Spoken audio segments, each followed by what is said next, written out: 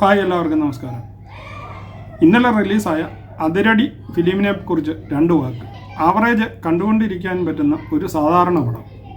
വലിയ എക്സ്പെക്റ്റേഷൻ ഒന്നും ഇല്ലാതെ നമ്മൾ പോയിരുന്നു കഴിഞ്ഞാൽ ഫിലിം ഒരു കോമഡിയായിട്ട് വിചാരിച്ച് കണ്ടുകൊണ്ടിരുന്നു കഴിഞ്ഞാൽ ഒരു രസമൊക്കെ ഉണ്ട് ഈ 2 മണിക്കൂർ 35 മിനിറ്റുള്ള ഫിലിമിന്.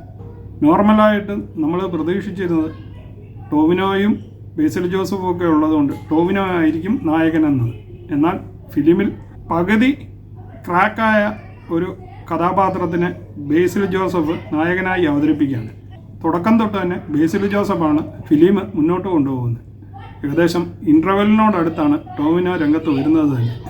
ഒരു കോളേജ് ക്യാമ്പസും അതിനെ ചുറ്റിപ്പറ്റിയുള്ളതാണ് ഈ സിനിമയുടെ ബേസിക്. തൻ്റെ ജ്യേഷ്ഠൻ പഠിച്ച അതേ എഞ്ചിനീയറിംഗ് കോളേജിൽ വീണ്ടും പഠിക്കാൻ വരുന്ന ബേസിൽ ജോസഫ്, അതായത് ബേസിൽ ജോസഫ് ഒരു വിഭ്രാന്തി പിടിച്ച പയ്യനായിട്ടാണ് ഇതിൽ കാണിക്കുന്നത്. എന്ത് കണ്ടാലും അത് ഓവർ എക്സ്പെക്റ്റേഷൻ ചെയ്യുകയും ഭയങ്കരമായിട്ട് വയലൻ്റായ ഒരു കഥാപാത്രമായിട്ട് ഇതിൽ അവതരിപ്പിക്കുന്നുണ്ട്.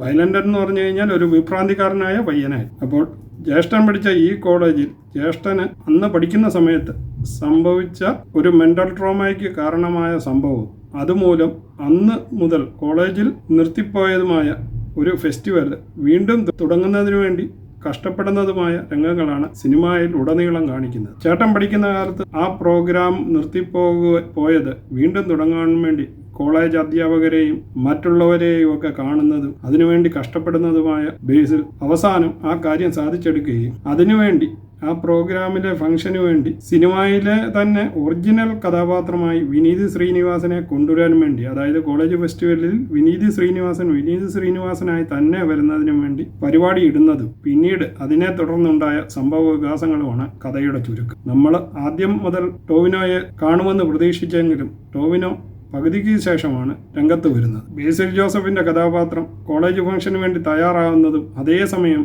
അതേ നാട്ടുകാരനും ഗുണ്ടയും അതിലുപരി ഒരു ഗാനഗന്ധർവനെന്ന് സ്വയം വിശേഷിപ്പിച്ച് നടക്കുന്നതുമായ ടോവിനോയും പിന്നീട് ആ കോളേജിലെ ഈ യൂണിയൻകാരും നാട്ടുകാരും തമ്മിലുള്ള ക്ലാഷുകളുമാണ് ഇന്റർവെല്ലിന് ശേഷം സിനിമയിൽ കാണിക്കുന്നത് മുഴുവൻ.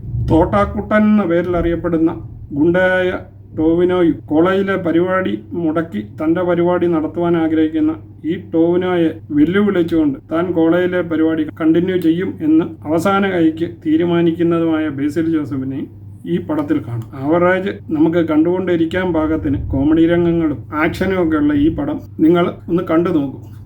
വലിയ കഥയൊന്നും എക്സ്പെക്റ്റ് ചെയ്യാതെ കാണാൻ പറ്റുന്ന ഒരു പടമായി നമുക്കിതിനെ ചിത്രീകരിക്കാം.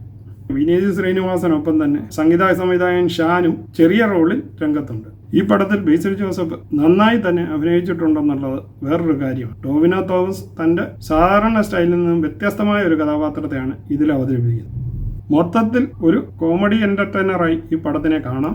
അതുകൊണ്ട് നിങ്ങൾ പടം കാണൂ, എന്നിട്ട് അഭിപ്രായം താഴെ രേഖപ്പെടുത്തും. വീണ്ടും പുതിയൊരു വീഡിയോയുമായി കാണാം. അതുവരെ നിങ്ങൾക്കെല്ലാവർക്കും ഗുഡ് ബൈ.